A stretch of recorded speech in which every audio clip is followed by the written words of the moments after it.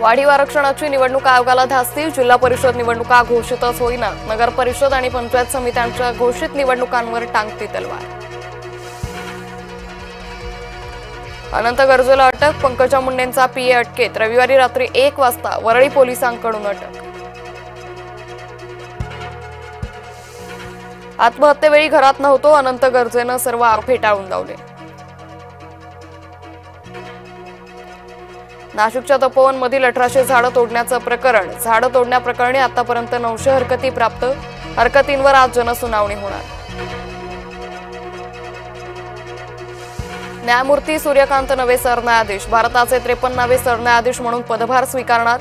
सूर्यकांत यांचा कार्यकाळ जवळपास 15 महिन्यांचा. एका महिलेच्या गर्भपातावेळी अनंतचं नाव नवरा म्हणून दिलं होतं. दमानी यांनी सांगितलं गौरीच्या मृत्यूचं संभाव्य कारण.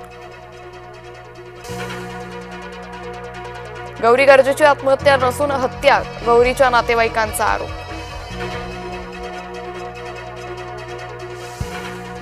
राज्याला मिळणार नवीन पोलीस महासंचालक, सदानंद दाते यांचं नाव महासंचालक पदासाठी आघाडीवर.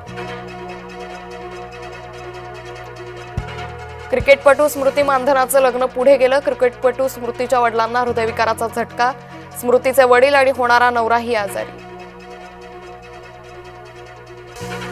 विकासाच्या मुद्द्यावरून माझी बिनविरोध निवड, फडणवीसांचा मामेभाऊ आल्हाद कलोतीचं विरोधकांना प्रत्युत्तर. अनेकदा बोलायचं असतं वेगळं, मात्र अर्थ वेगळे निघतात. अजित पवारांच्या वक्तव्याची मुख्यमंत्र्यांकडून सारवासारव. भाजपासोबत राजकीय मतभेद, मात्र भाजपाला सुसंस्कारी पक्ष मानते, खासदार सुप्रिया सुळे यांचं वक्तव्य. देशाला दिशा देण्यासाठी ठाकरे बंधू एकत्र, माजी खासदार अरविंद सावंत यांची प्रतिक्रिया. भारतीय क्रिकेट संघाला नवं नेतृत्व, केएल राहुल झाला एकदिवसीय संघाचा कर्णधार.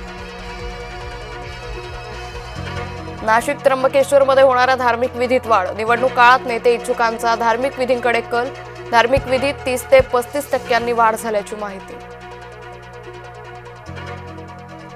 बुलढाण्यातील शाळेत विद्यार्थ्यांना रद्दी पेपरवर खिचडी देणं भोवलं, मुख्याध्यापकावर नरहरी टिकार निलंबित.